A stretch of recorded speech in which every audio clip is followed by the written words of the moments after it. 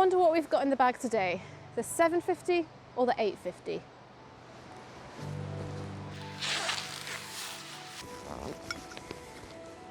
Oh, there's nothing in here. I wondered why it felt a bit light.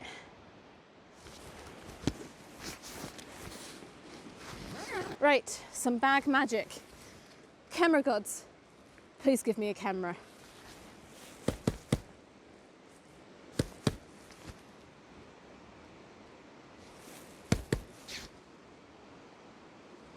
I think that worked. Right, well, we've got ourselves some filters, that's great. And, oh, that's not what I was expecting. Well, who's to question the bag magic?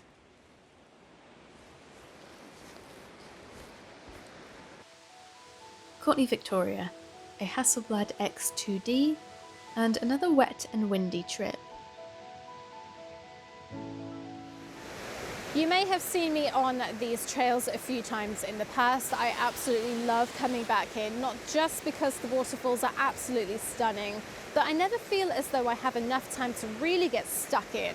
So we're back again today to explore, but we're switching things up a little bit, as Hasselblad have sent me an X2D and 2 lenses, the lightest medium format kit for travel, to try out today. So we've gone from 25 megapixels on the 750 to 45 on the 850 to a whopping 100 on the X2D. That's crazy.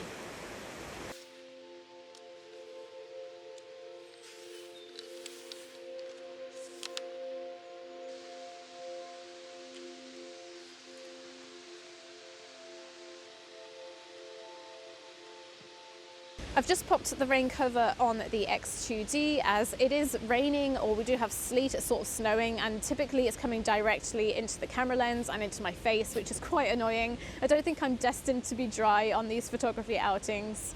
Our first shot is quite busy. We are vertical, we've got this waterfall right in the background, we've got all of these rocks, some of them have got bits of snow on them, and we have this bare tree on the left. And notice how this branch on the tree is framing the top of the waterfall.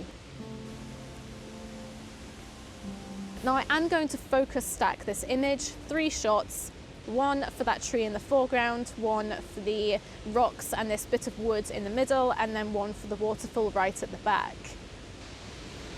Already just taking these shots on the LCD screen, I'm noticing how unbelievably crystal clear and sharp this camera is. I mean, it's 100 megapixels, which is insane. And just zooming in, the clarity is just something else.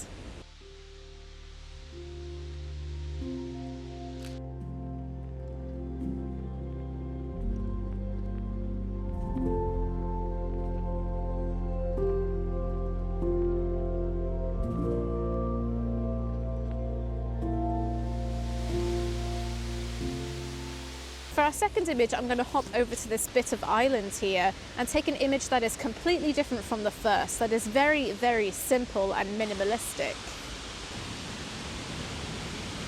We're using the Sgwd 45P, which in full frame terms is about 38 millimeters, and this is the smallest and lightest lens in the X2D lightweight field kit range.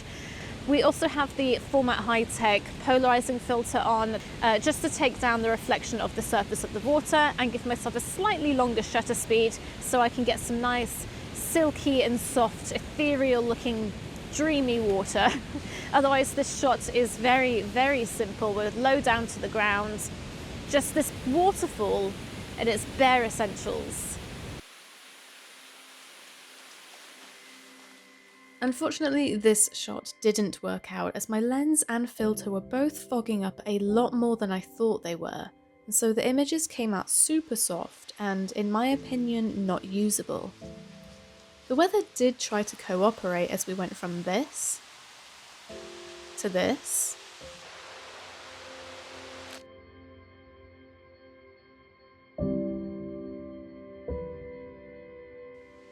And then finally to this.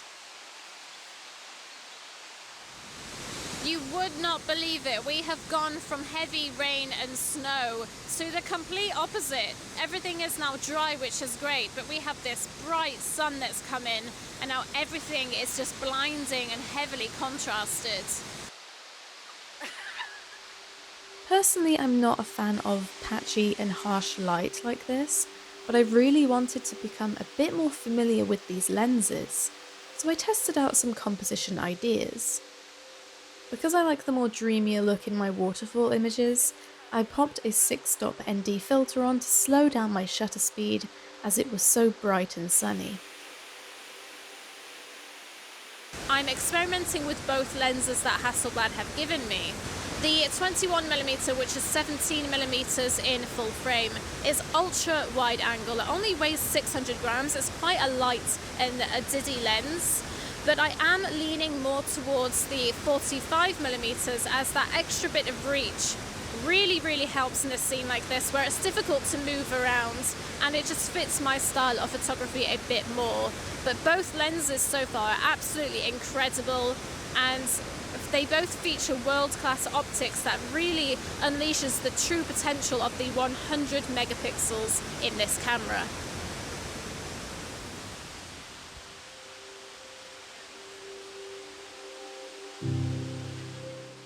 The 21mm lens did surprise me, and I'm glad I experimented with it, as I was convinced that this shot would be best with the 45, but the wider shot gives the scene much more depth, and you can clearly see that this waterfall is far away from the camera. I wasn't too enthusiastic about these images in the end, as it felt as though the light seemed to be hitting all the wrong places in the scene as it filtered through the trees. I think this waterfall is more suited to the greener seasons when it's shrouded by lush nature.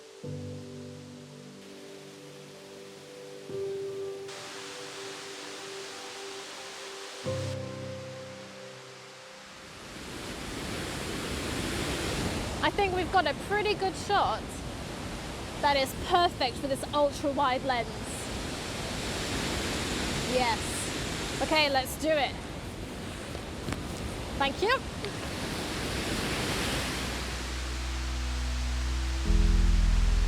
We've got this wonderful tree here with some exposed roots and the waterfall behind. This shot almost looks black and white on my screen here, and I love it because it is just nature stripped back. And this ultra wide lens works really well here, as it's getting in not only just a wonderful foreground and middle ground, but we've also got this tree branch going over the top of our image as well. Now it's funny because originally today I was going to work on shutter speeds and filters. That's what I was going to focus on, but instead I'm just going to go with the flow, and I'm having a lot of fun experimenting with these lenses instead to see what works and what doesn't. And ultra wide is really something you need a great foreground subject for ultra wide, I think, and these roots are just absolutely perfect for it. They're not necessarily pretty, but I think this really just shows nature in its true form.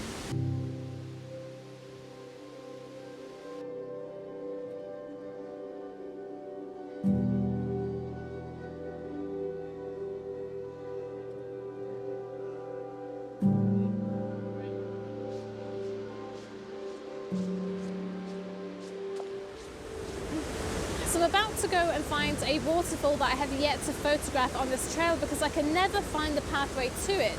We can see the lower falls here, but there is a big cascade at the top, so we're going to go find it, but unfortunately we have to climb up this this rather steep bank here, so I'm just going to see you at the top.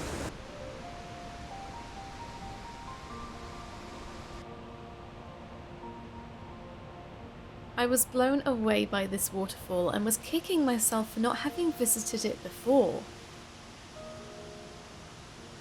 I almost had an accident.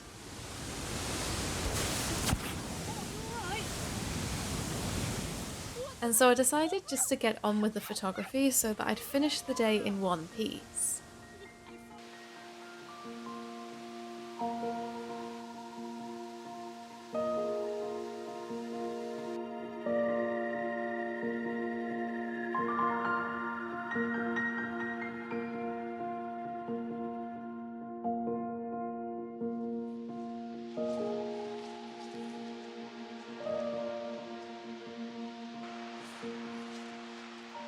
It took a while to find the trail, however, I managed to hop over to the other side of the cascade for an even better view.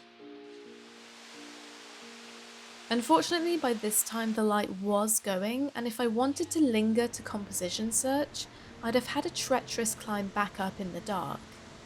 The decision to walk away from this fall was disappointing, but I'd rather have more time to explore this viewpoint next time, and, well, I also had to rest for tomorrow's planned hike up Penny Fan.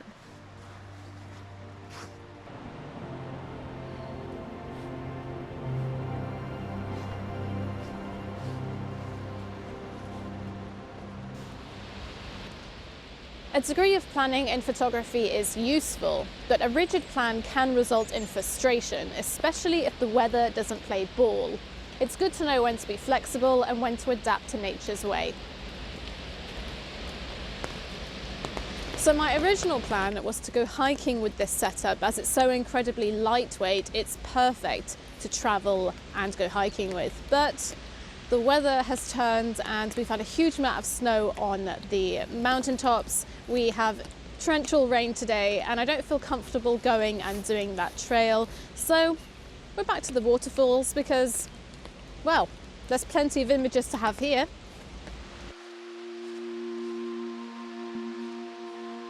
So we went exploring to see what else we could find on these magical trails. No, not today. Not today. Yeah, avoiding the creepy cave might be a good idea. I've come across this ruin here which is absolutely incredible. It looks very, very old. There are huge trees just growing out of all of the brickwork. It's covered in moss. It's fantastically chaotic. So I'm taking a walk around to see if there's anything, but I'm really struggling to pull anything out of this giant mess. Going wide, I feel like there's too much going on, and especially as the X2D just captures every single little detail. But when I pop the 45mm on, I can't single out little details well enough right now. So I think this is a couple of test shots and possibly come back here some other time. But there's walls, sort of broken walls, old ruins, just all up these waterfall trails, and I keep spotting them as I'm walking along, and I find them fascinating. There used to be old mines here, and they used to have horse and carts coming up and down these trails, which is why these trails are fairly level. I think that was such a fantastic find, but I don't think it's for today. I don't feel as though I want to spend the time exploring there today, as it's just so wet and gross here. But I think there's a lot of potential there, maybe in another season or with some different weather conditions, with some light. But I'm so happy. That's something that I spotted from across the river, and we've managed to go and find the trail for it, which is such a fantastic find. And when I say we, I mean me and my additional camera woman who... What are you doing? Look, she's up there. How do I get up there?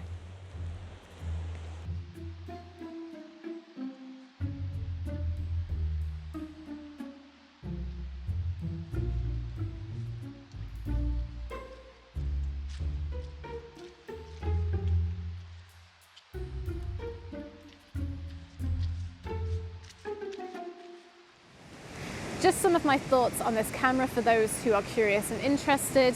As you would expect, the quality of this camera and these lenses is absolutely insane. Of course, it has 15 stops of dynamic range, so the colors are fantastic. They're very, very natural. I'm actually have been using this on auto white balance, and it's been absolutely perfect, which usually on my Nikon setup, I don't use auto white balance and I manage it myself. Something that I haven't mentioned yet about this while using it in this video is the 7-stop built-in image stabilization that it has. Now, I have been mostly using this on a tripod, as I am a bit of a tripod photographer, and I have been using filters, so I've been taking a slow approach, taking my time setting up and being on location. But I have tested out a few long exposure shots handheld, and I'm very impressed because I think I've managed to get a 1 to 2 second long exposure handheld, and Normally on my setup, anything slower than a 50th of a second, I can't do. I've got to be on a tripod. So that is very, very impressive to me. This is a fantastic camera to go handheld. Otherwise, the only thing that I've really missed from my cameras is the live view histogram, which this does not have. So I'm having to review my images after I've taken them, which is a bit of a pain. But as I said, as long as you're okay with doing a bit of a slower approach for landscape photography with this, it doesn't matter too much, but I do wish that function was there. Now, the IP rating is not official, but I can say that I have definitely tested this out in rain and snow, and it's been absolutely fine. It's getting wet right now as it's drizzling. No problems with it, just don't take it for a swim, which is, I'm impressed that I haven't managed to do that on this trip, to be honest. We've had a few close calls.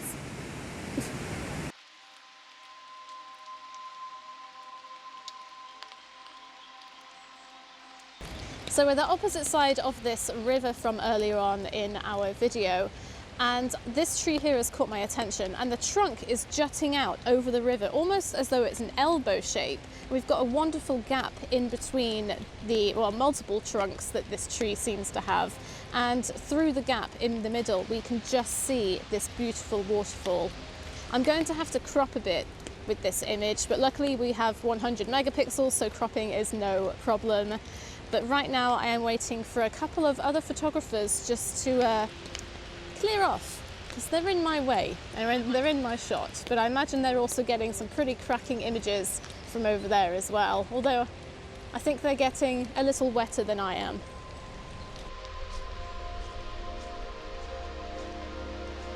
I'm loving all of these mossy trees as framing and foreground subjects. We are not using any filters, it's just the lens and the camera and my amazing, powerful brain for conjuring up creative compositions. Let me know what you think in the comment section down below. Really full of myself. Really full of myself.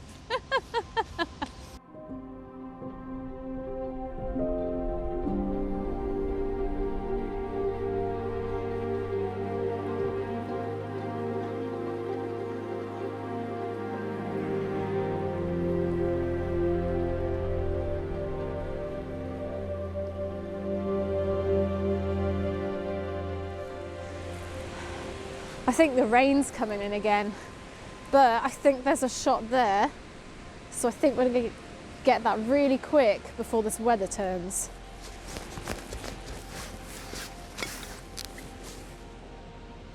Oh.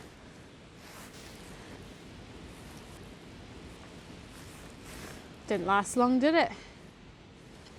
This will have to do. Well, the weather is coming back in, and in all honesty, I've had enough of the wet weather. I have just been soaked this entire video, so I think that's a wrap. Just a big thank you to Hasselblad for sending me the X2D. I've had such a fun time with it. I wish I had it for longer to get used to it, to play around with it even more, but what a camera. I mean, we're back to this. There's nothing wrong with this, it's a bit heavier, but me and the Nikon will see you next time on whatever adventure we get up to next. Place your bets now. Will it be raining or not? Hopefully not. I'm fed up of the wet and the rain. Will I ever be dry? Thanks for watching.